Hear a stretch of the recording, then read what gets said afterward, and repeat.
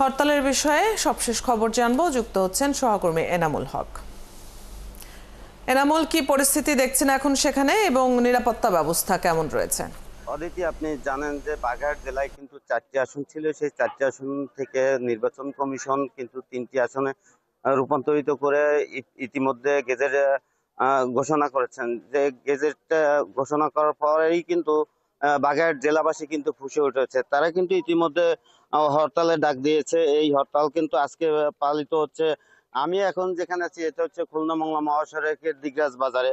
তো আপনি দেখতে পাচ্ছেন যে রাস্তায় পিকেটিং করছে হরতাল সমর্থনকারীরা। বিশেষ করে বাগেরহাট জেলার যে 9টি উপজেলা রয়েছে, 9টি উপজেলায় কিন্তু আজকে স্বতঃস্ফূর্ত হরতাল পালিত হচ্ছে।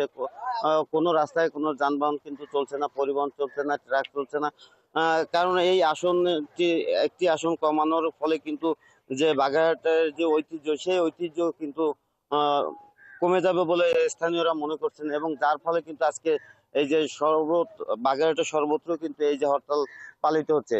আমি এই বিষয়ে কথা বলেছি যে হরতাল সমর্থককারী যারা, তাদের সাথে তারা কিন্তু জানিয়েছেন যে আমাদের 4টি আসন পুনর্বহাল না করা পর্যন্ত কিন্তু এই আন্দোলন চলবে, এবং এই আন্দোলন দিনের পর দিন দীর্ঘতর হবে এবং এর চেয়ে আরো বেশি কঠোর থেকে কঠোর হবে। এবং আগামী বুধ এবং বৃহস্পতিবারও কিন্তু এই আসনের দাবিতে কিন্তু বুধ এবং বৃহস্পতিবারও কিন্তু অবরোধ ডাকা হয়েছে। তবে আইন শৃঙ্খলার যে বিষয়টি আপনি জানতে চাইছিলেন, আইন শৃঙ্খলা কিন্তু স্বাভাবিকই রয়েছে, কোথাও কোনো অপ্রীতিকর ঘটনা ঘটেনি এখনো পর্যন্ত। সকাল থেকে কিন্তু বাগেরহাট জেলার 9টি যে উপজেলা রয়েছে, সেই 9টি উপজেলায় কিন্তু স্বতঃস্ফূর্তভাবে এই হরতাল পালিত হচ্ছে।